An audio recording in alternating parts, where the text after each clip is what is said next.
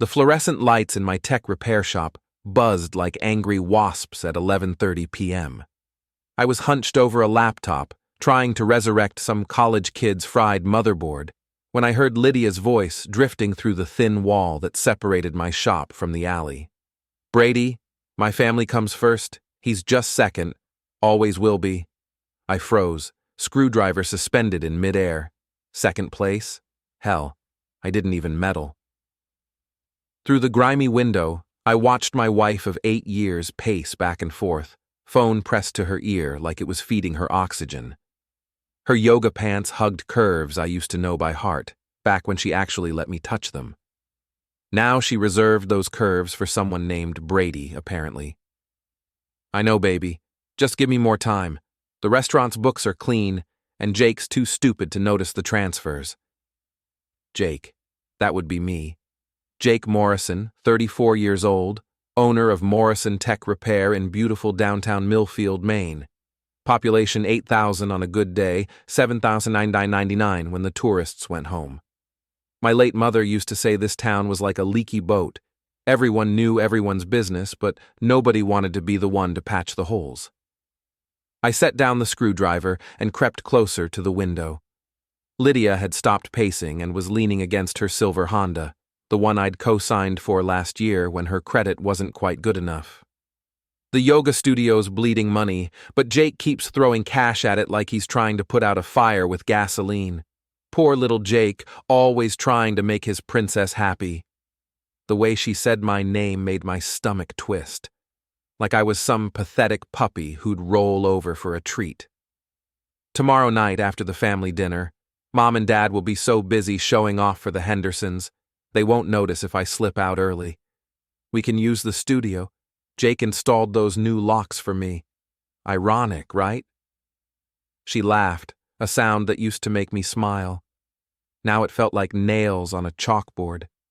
I'd installed those locks 3 weeks ago, spending my Saturday morning on my knees, drilling holes and setting screws while Lydia supervised from her yoga mat. She'd worn that little purple outfit that rode up when she did her stretches, and I'd been dumb enough to think she was putting on a show for me. Turns out she was just practicing for Brady. The call ended, and Lydia walked back toward the main street, her footsteps echoing off the brick buildings. I waited until her car started and pulled away before I allowed myself to breathe again. My reflection stared back at me from the black computer screen, brown hair that needed cutting, stubble that needed shaving, and eyes that looked older than 34. I looked like exactly what I was. A small-town fix-it guy who'd been fixing everyone else's problems while his own life fell apart.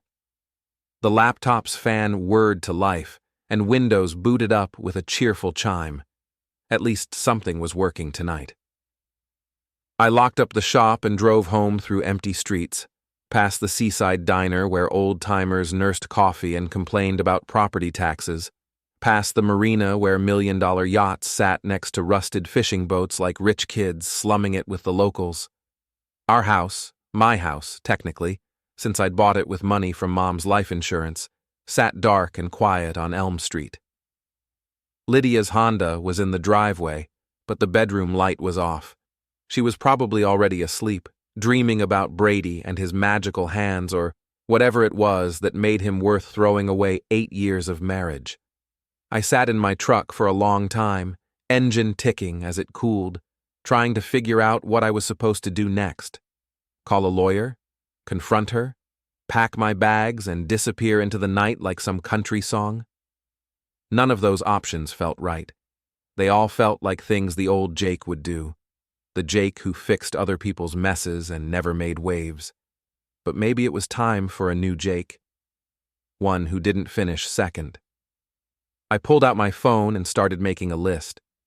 Before we dive deeper into this story, I have one small request. Please subscribe, drop a like, comment, and hit that hype button to boost this channel so more people can discover these incredible Reddit stories. The next morning, Lydia was all sunshine and yoga poses, stretching in our kitchen like she was auditioning for a wellness magazine. She'd made coffee, actual coffee, not the green tea nonsense she usually pushed on me, and even scrambled some eggs. "Morning, honey," she chirped, not quite meeting my eyes. I thought we could grab lunch today. Maybe talk about expanding the studio? I sipped the coffee and watched her perform. 8 years of marriage had taught me to read her tells. The way she twisted her wedding ring when she was nervous, how her voice got higher when she was lying, the fake smile that never quite reached her eyes. "Can't today," I said. "Got 3 laptops and a printer that thinks it's a modern art installation." She laughed, that same laugh from last night, and kissed my cheek. Her lips felt cold. "Rain check then. Oh, and don't forget about dinner tonight. Mom's making her famous lobster bisque for the Hendersons." The Hendersons owned half the commercial real estate in town, including the strip mall where my shop sat. Lydia's parents, Jack and Donna Walsh, ran the Anchor's Rest, the fanciest restaurant in Millfield. It wasn't saying much, but they acted like they were running Le Bernardin. "Wouldn't miss it," I lied. After Lydia left for her studio, I called my sister Jen at the hospital where she worked as a nurse. Jen was 2 years younger than me, but twice as sharp, with a tongue that could cut glass and a loyalty that ran deeper than the Atlantic. "Jake, it's 8 a.m. Someone better be having a medical emergency.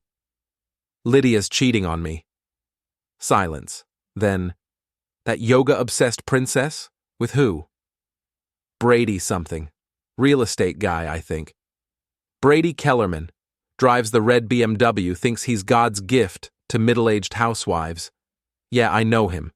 Brought his mother to the ER last month when she had chest pains. Spent the whole time on his phone instead of holding her hand." That sounded about right. "What are you going to do?" Jen asked. "I'm working on it." "Jake, don't do anything stupid. Get a lawyer, document everything, and take her to the cleaners legally." "Since when do you give conservative advice?" "Since my brother started talking in that tone. I know that voice, Jake. It's the same one you used when Tommy Brennan kept picking on me in high school." Tommy Brennan had ended up with his car wrapped around a telephone pole after someone loosened his lug nuts. Nothing was ever proven, but Tommy never bothered my sister again. "I'm not 17 anymore, Jen. That's what worries me." After we hung up, I drove to the studio. Lydia's Honda was parked out front, along with a red BMW that had to belong to Brady.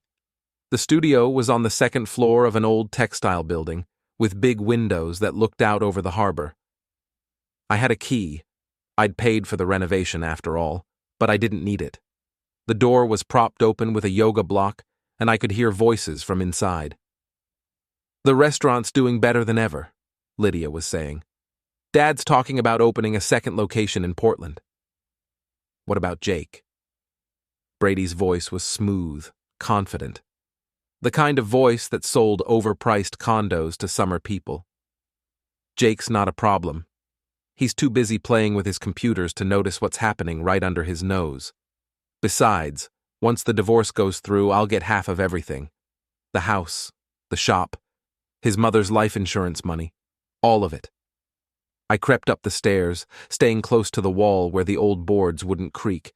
Through the crack in the door, I could see them on the yoga mats I'd helped carry up 2 flights of stairs last year.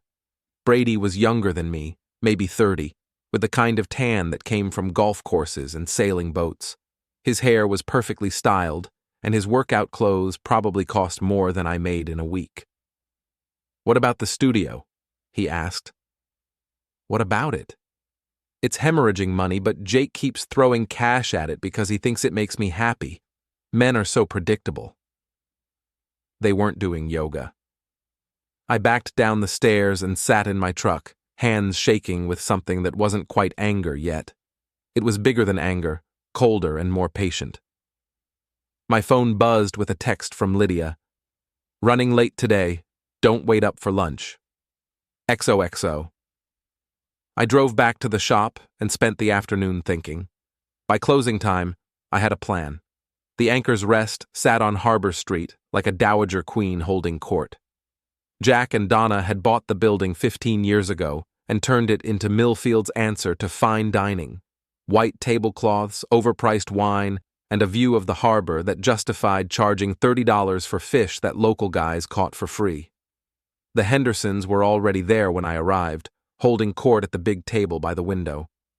Richard Henderson was 70 and built like a fire hydrant, with white hair and the kind of confidence that came from owning things. His wife Martha looked like she'd stepped out of a country club catalog. "Jake!" Donna Walsh embraced me like I was her long-lost son instead of the son-in-law she tolerated. "You look tired, honey. Working too hard?" "Someone has to," I said, which got a polite laugh from everyone except Lydia. Jack Walsh was holding court, telling the Hendersons about his plans for expansion while servers hovered with wine glasses and appetizers. He was a big man with thick hands and a voice that carried across the dining room. "The Portland market is ripe for the picking," he was saying. "All those tourists looking for authentic Maine cuisine." I sat between Lydia and Martha Henderson, making small talk about the weather and the summer tourist season. Lydia kept checking her phone, and I knew she was counting minutes until she could slip away for her rendezvous with Brady. The lobster bisque arrived with great ceremony, along with Caesar salads and fresh rolls. Donna Walsh's bisque was actually pretty good, though I'd never admit it out loud. "Jake, Richard was just telling us about the new development project," Lydia said, squeezing my hand under the table. 300 units on the old Morrison property." The Morrison property, my grandfather's land, sold to pay for his nursing home care. I'd tried to buy it back, but the Hendersons had outbid me by $200,000. "Beautiful location," Richard Henderson said. "Great views of the harbor. We're calling it Morrison Heights." How thoughtful of them to name it after the family they'd squeezed out. "Jake's been working so hard lately," Lydia continued. "Maybe when the development's finished we could look at one of those condos, something with a water view." She was already spending my money on a future that didn't include me. I excused myself to use the restroom and walked through the kitchen instead. The staff was busy with dinner service, so nobody noticed me slip out the back door into the alley. Lydia's Honda was still in the parking lot, but I knew she wouldn't need it. The yoga studio was only 3 blocks away, an easy walk for someone sneaking out to meet her lover. I drove home and sat in my living room, surrounded by furniture we'd picked out together and photos from happier times. On the mantel sat a picture of my mother, taken the year before the cancer got her. She was standing in front of this same house, smiling like she knew a secret. "What would you do, Mom?" I asked the empty room. But I already knew the answer. Mom had been the toughest person I'd ever known, but she'd also been fair. She'd taught me that actions had consequences, and that sometimes you had to stand up for yourself, even when it hurt. Especially when it hurt. I opened my laptop and started typing. 3 days later, I was the most hated man in Millfield. It started with the bank. I'd moved our joint savings account, all $43,000 of it, into a new account with only my name on it. Perfectly legal, since I was the one who'd earned most of it, but Lydia's reaction could have been heard in Nova Scotia. She stormed into my shop Tuesday morning like a hurricane in yoga pants, waving her phone and screaming about theft and betrayal. Mrs. Kowalski, who was picking up her laptop, got quite a show. "You can't just steal our money," Lydia shrieked.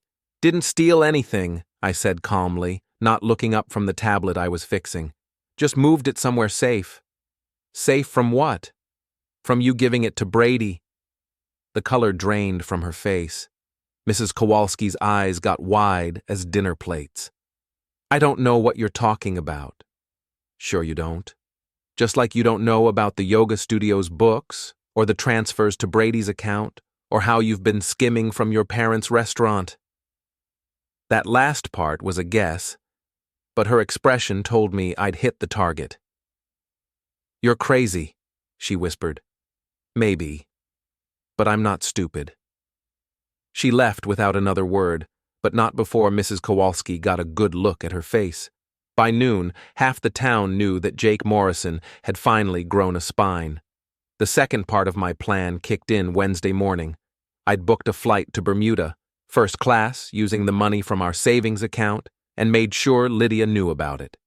I even had flowers delivered to the yoga studio with a note, "Gone fishing. Back when I feel like it. Jake. I didn't actually go to Bermuda. Instead, I drove to Portland and spent 2 days meeting with lawyers and private investigators. I also opened a new bank account and started moving assets around like chess pieces. By the time I got back to Millfield, the whole town was buzzing. Jake Morrison's lost his mind, I heard someone say at the gas station. About time, someone else replied. That wife of his has been walking all over him for years. The third part happened Friday night. Brady Kellerman was holding an open house at one of his fancy waterfront condos, trying to impress potential buyers with champagne and harbor views. I'd heard about it from Ray Hutchins, who owned Murphy's Tavern and kept track of everything that happened in town. "You sure about this?" Ray asked, sliding a beer across the bar. He was an ex-cop who'd retired early after taking a bullet in the shoulder during a domestic call. Now he poured drinks and listened to people's problems. "I'm sure. Because there's no going back after something like this. I crossed that bridge when I found out my wife was planning to take me to the cleaners." Ray nodded slowly. "What do you need?" "Just a distraction. Something to keep people's attention while I work." "I can manage that." The open house was packed with summer people and local busybodies, all sipping champagne and pretending to be interested in overpriced real estate. Brady was in his element, gesturing at granite countertops and stainless steel appliances like he was conducting a symphony. I waited until he started his presentation about the building's amenities, then made my move. The rats came from a pet store in Portland, 12 white lab rats that I'd purchased for educational purposes. They were harmless, but city people didn't know that. I released them in the kitchen while Brady was showing off the master bedroom. The screaming started about 30 seconds later. "Oh my God, there are rats everywhere!" someone shrieked. The stampede was immediate. Champagne glasses hit the floor, high heels clicked frantically across hardwood, and Brady's potential buyers fled like the building was on fire. I slipped out during the chaos, but not before setting up my phone to record Brady's reaction. The video of him standing in his empty condo, surrounded by white rats and broken glass, went viral by Saturday morning.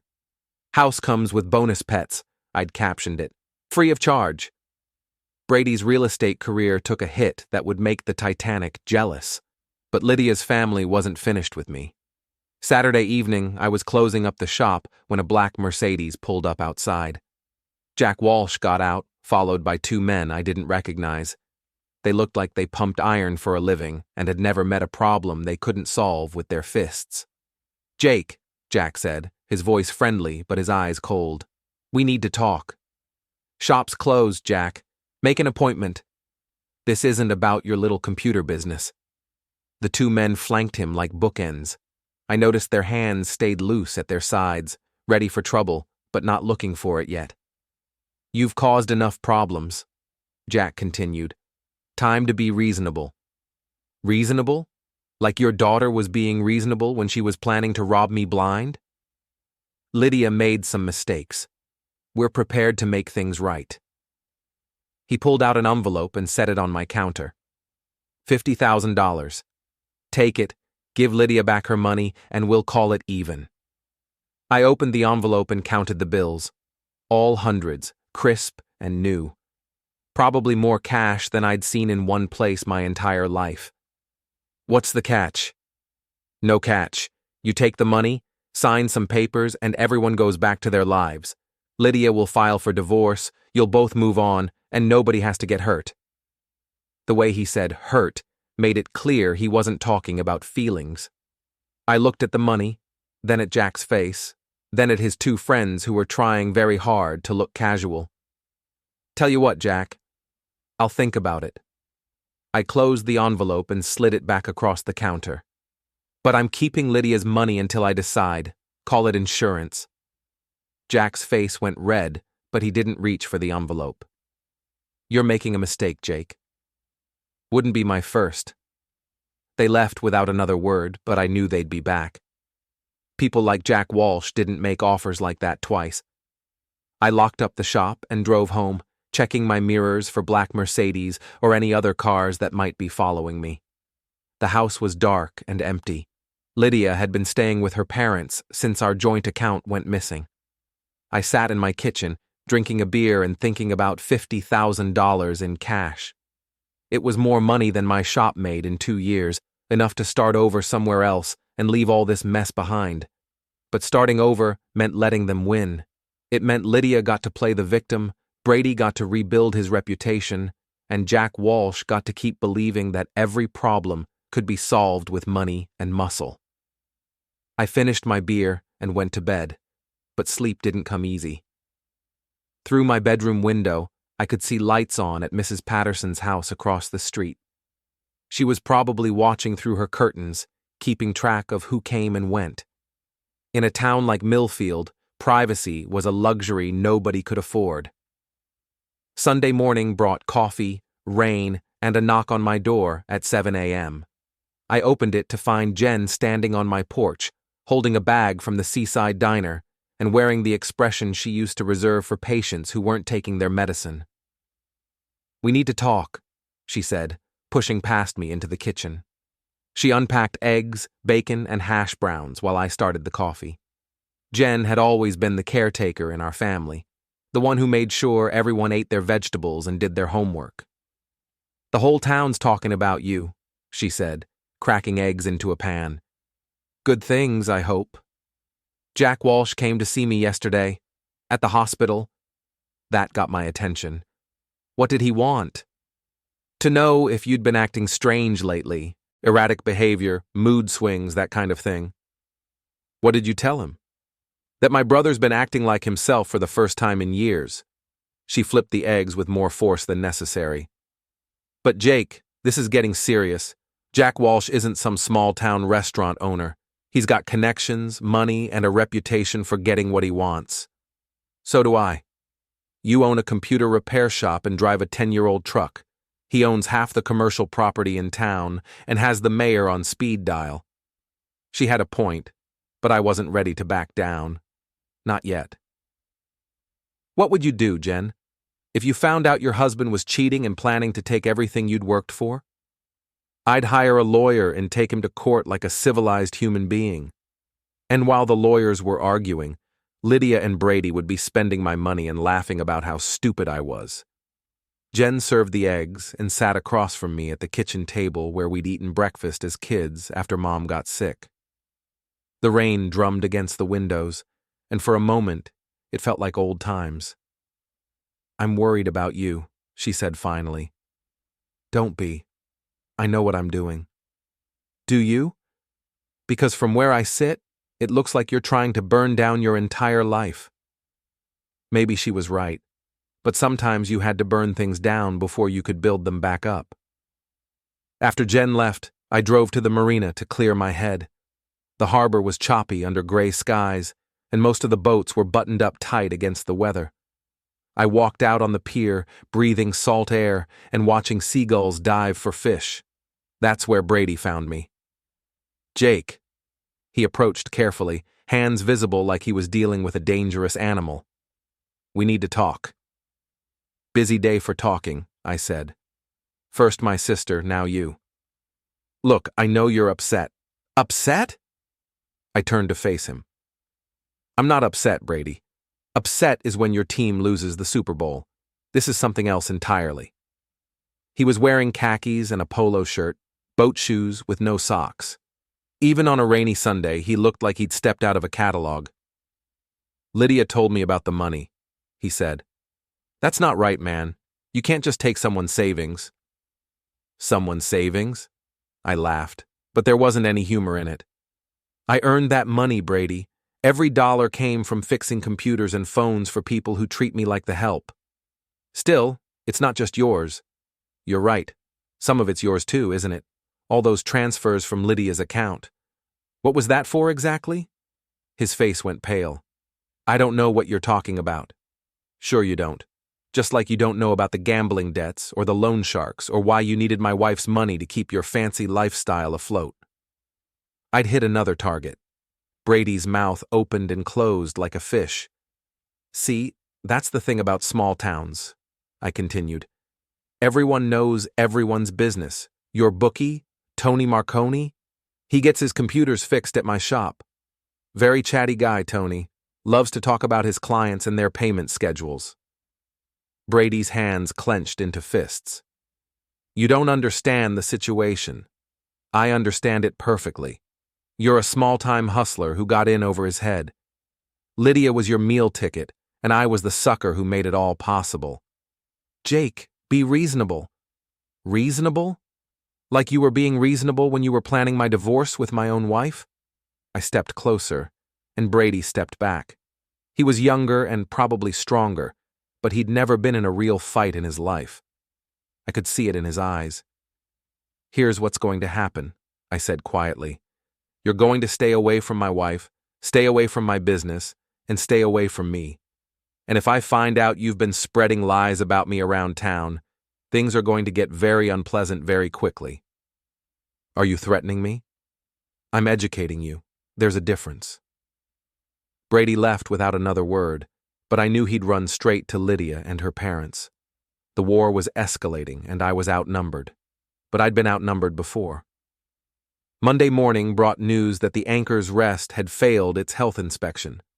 Apparently, an anonymous tip had led inspectors to discover rodent droppings in the kitchen and improper food storage temperatures. The restaurant was shut down pending a full investigation. I had nothing to do with it, but nobody believed that. Tuesday, someone vandalized my shop. Nothing too serious, just some spray paint on the windows and a few choice words about my character. I cleaned it up and installed security cameras, the kind with night vision and motion sensors. Wednesday, I got a visit from Officer Mike Torres, Millfield's youngest cop, and the only one who'd ever treated me with respect. Jake, I'm going to ask you straight out, he said. Did you have anything to do with the Anchor's Rest situation? Nope. The vandalism at Brady Kellerman's condo? What vandalism? Someone threw paint all over his BMW and keyed every panel. Happened sometime after midnight. Terrible shame. I was home asleep. Mike studied my face. Jack Walsh thinks you're waging some kind of campaign against his family. Jack Walsh thinks a lot of things, most of them wrong. He's got influence in this town, Jake. More than you do. Maybe, but I've got something he doesn't. What's that? Nothing left to lose. Mike left with a warning to be careful, but I could tell his heart wasn't in it. He'd grown up in Millfield, too, and he knew how the game was played. Thursday evening, I was working late when I heard voices in the alley again.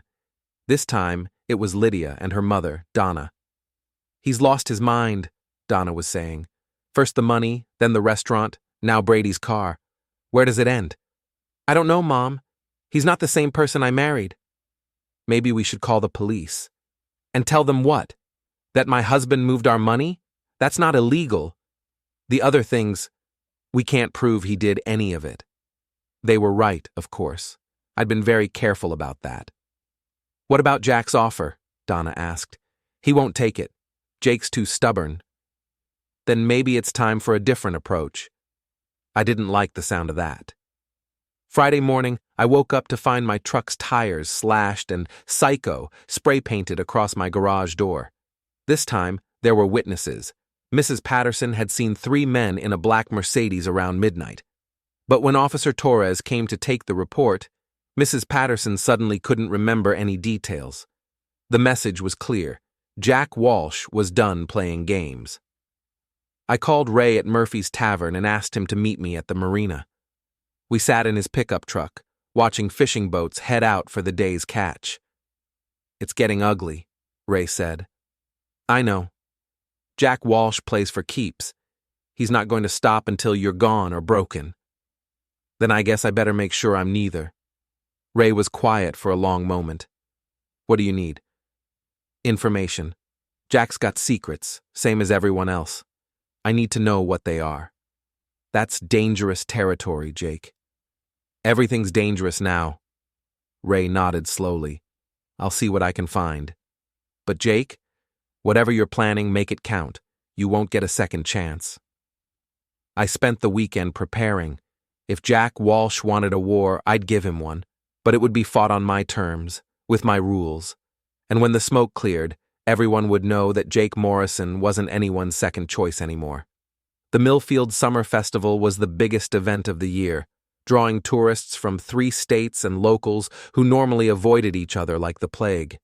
Main Street was blocked off for vendors, the harbor hosted a boat show, and the town common featured live music and enough fried food to clog every artery in New England.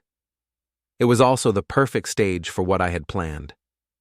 I spent the morning walking through the crowds, nodding to people who'd known me my whole life, but now looked at me like I might explode at any moment.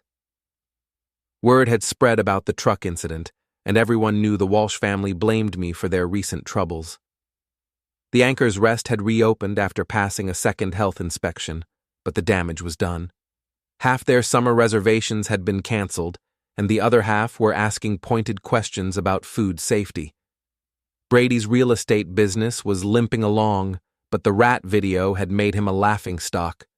Nobody wanted to buy property from the guy who couldn't handle a few lab mice, and Lydia's yoga studio had closed permanently after 3 of her instructors quit and took their clients with them. Turns out, people didn't want to pay premium prices for lessons from someone whose personal life was splashed across social media. I found Jen working the hospital's booth, selling raffle tickets for a charity auction. She looked tired, and I knew I was the reason why. "How are you holding up?" I asked. "I've been better. The whole town's taking sides, Jake. It's like a civil war." "Which side are you on?" "Yours, obviously. But that doesn't mean I think you're right." "A fair point." "It's almost over," I told her. "What's almost over?" "All of it." The main stage was set up in the town common, with speakers that could be heard 3 blocks away. Local bands had been playing all day, building up to the evening's headliner, a country singer who'd had one hit song about 15 years ago. At 7 p.m., I made my move. The singer was between sets when I walked onto the stage. The crowd was milling around, buying beer and funnel cakes, not really paying attention. That was about to change. "Evening, Millfield," I said into the microphone. Conversations stopped. Heads turned. Someone in the crowd called out, "Get off the stage, Jake!" Now, I said, grinning like I was having the time of my life. Is that any way to treat a local business owner, someone who's been part of this community his whole life? More people were gathering now, sensing drama. I could see Lydia near the beer tent, her face white with horror. Jack and Donna Walsh were pushing through the crowd, trying to reach the stage. "I know what you're all thinking," I continued. "Poor Jake Morrison's finally lost it, cracked under the pressure." "Well, you're not wrong. I have cracked, but not the way you think." Officer Torres was moving toward the stage now, but slowly. He knew me well enough to let me have my say. "See, I used to think that being a good husband meant keeping quiet when your wife disrespected you. That being a good neighbor meant letting people walk all over you. That being a good citizen meant knowing your place and staying in it." The crowd was completely silent now. Even the vendors had stopped hawking their wares. But then I learned some interesting things about my neighbors, about the people I've been fixing computers for, lending money to, helping out when they needed it. I pulled out a manila folder and opened it with theatrical flourish. For instance, did you know that Jack Walsh has been skimming money from the Millfield Business Association for 3 years? Or that he's been bribing health inspectors to overlook problems at his restaurant? Jack had reached the front of the crowd now, his face purple with rage. "You're lying." "Am I? Because I've got bank records right here that say otherwise. Turns out, when you pay people under the table, they sometimes keep receipts." I held up photocopied documents, bank statements, canceled checks, email printouts. Ray had come through with information that would make a federal prosecutor weep with joy. "And Brady Kellerman," I continued, "our local real estate expert. Did you know he's been selling properties he doesn't actually own? Something called equity skimming, I believe. The FBI has a whole task force dedicated to that kind of thing." Brady was nowhere to be seen, but his absence spoke volumes. "But the real prize," I said, warming to my theme, is what I learned about my loving wife, Lydia. The crowd leaned forward like they were watching a soap opera. Turns out, Lydia's been very busy, not just with Brady, but with the books at her parents' restaurant. See, someone's been moving money around, skimming from the till, inflating expenses, creating fake vendor accounts. The IRS is going to have a field day with this. I scattered papers into the crowd like confetti. People scrambled to grab them, holding them up to the stage lights to read. Now, I know what you're thinking, I said. Jake, this is terrible. These people betrayed you, stole from you, humiliated you. What are you going to do about it? The crowd was hanging on every word. Well, I'll tell you what I'm not going to do. I'm not going to press charges. I'm not going to sue anyone. I'm not even going to ask for my money back. Confused murmurs rippled through the audience. Instead, I'm going to do something much worse. I'm going to forgive them. The murmurs stopped. That's right. I forgive my wife for cheating on me and stealing my money. I forgive Brady for being a con artist and a coward. I forgive Jack and Donna Walsh for trying to intimidate me and ruin my business. I paused for effect. But forgiveness doesn't mean forgetting, and it doesn't mean there aren't consequences. I pulled out another set of papers. These are the deeds to 3 properties in Millfield. The yoga studio building, which I bought at auction last week. The strip mall where Brady's office is located, which I acquired from a very motivated seller. And most importantly, the building that houses the Anchor's Rest. The crowd gasped. Jack Walsh looked like he was having a heart attack. Now, normally I'd be a vindictive ex-husband and kick everyone out. But I'm not that kind of person. Instead, I'm going to do something constructive with these properties. I smiled at the crowd. I'm turning them into a community center. Free computer classes for seniors, job training for kids who can't afford college, meeting space for local groups. And I'm naming it after my mother, Eleanor Morrison, who taught me that the best revenge is living well. The applause started slowly, then built to a roar. People were cheering, whistling, stomping their feet. Oh, and one more thing, I said when the noise died down. I'm running for town council in November. Seems like Millfield could use some new leadership. The crowd exploded again. Through the chaos, I could see Lydia crying, Jack Walsh being restrained by 2 friends, and Officer Torres grinning like he'd just watched his favorite movie. I set down the microphone and walked off the stage, the crowd parting before me like I was some kind of conquering hero. People slapped my back, shook my hand, and shouted congratulations. At the edge of the common, I found Ray waiting by his truck. Feel better? He asked. Much. Think it'll stick? The community center? Yeah, I think it will. I meant the forgiveness part. I thought about that for a moment, listening to the crowd behind us still buzzing with excitement. Ask me in a year. We drove back toward town, past the harbor where fishing boats bobbed at anchor and million-dollar yachts sat dark and empty. The festival lights faded behind us, but I could still hear music and laughter carried on the salt breeze. For the first time in months, I felt like I could breathe again. Millfield was still a small town where everyone knew everyone's business. But now they knew mine too, and more importantly, they knew I wasn't going to be anyone's second choice ever again. The war was over, and I'd won it without firing a shot. Sometimes the best revenge really is living well.